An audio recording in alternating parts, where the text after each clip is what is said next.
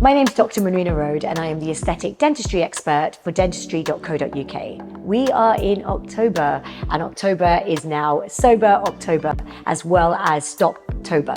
So it's a really healthy month for us to be looking after ourselves and making really good choices leading up to that really busy Christmas and New Year's time that's coming at the end of the year. I was very familiar with Stoptober and I was very familiar with Dry January and this was a new thing to me that now there's Sober October as well, but I was very pleased to hear about it. I don't know that alcohol is doing any of us any favors.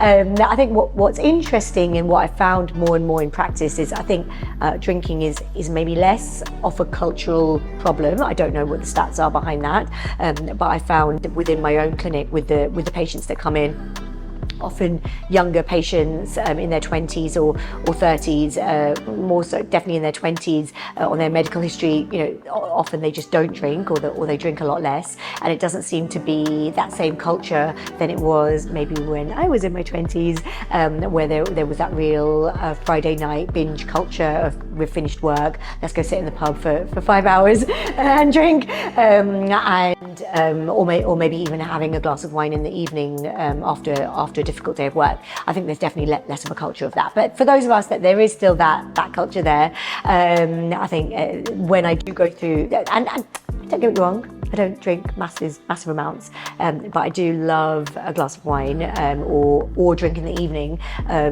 not every night, but maybe once or twice a week. And I go through phases personally where I'll decide not to drink, and I feel good for it. I feel fresh for it, and even as I get older, I'm in my mid-40s now. I find that I find that I want to drink less and I feel better for drinking less. So I think taking that time out, consciously exploring this in October gives us all a chance to see how that makes us feel, and also see how unnecessary it probably is if it's a part of a ritual that maybe you have that it's quite nice to drink a glass of champagne, for example. There's some really lovely alternatives. We've come across a sparkling tea recently that's very much like champagne, and they encourage you can buy it in Harrods and Dalesford, and they encourage you to drink it in a champagne glass. And so, you kind of feel like it looks very much like champagne, and you have a sip of it, and so it kind of still feels very nice. But then it's tea, and you've got the added antioxidant benefit of that. Anyway, I feel like I just talked very personally about my experience with alcohol and my enjoyment of it, but also how I feel like it's quite a good thing to not have in your life. And let's talk about its impact on the oral cavity. There's direct links between alcohol intake and oral cancer, and so that's another reason.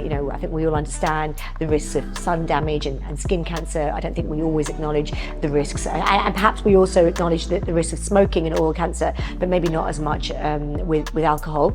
And then maybe it's depending on how much you're drinking, what that brings in your oral cavity, whether that means that you had a drink at night or a few, and then didn't brush your teeth or go through your full oral hygiene regime before you went to bed, and how that long-term would implement your oral health and physiological health. There's growing research about the undeniable connection between bacteria in the mouth and systemic impact on blood pressure, diabetes, and various other ailments or inflammation within your body. And then also diet. You drink alcohol, and then it's natural for your liver to crave fats. And then how are you getting those fats? And are you binge eating sugary foods, or are you eating late at night? Are you drinking Coca-Cola and other drinks or foods that wouldn't be great for your oral health? And then are you not cleaning your teeth perfectly afterwards? I think they're all things to think about. So we're here in this lovely month. We're here in October. I think it's a really good time of the year to reevaluate. We're coming to the end of the year, and if you're smoking, then definitely stop smoking. You're not doing anyone any favors, yourself or anyone else, but by smoking there's no benefit to be gained from that. And if you're drinking, then hopefully it's under control, and if it's under control and maybe even just with that you want to step back and take a month out for it, I would encourage us all to do that and see how we feel for it, because if we feel better, then why would we go back?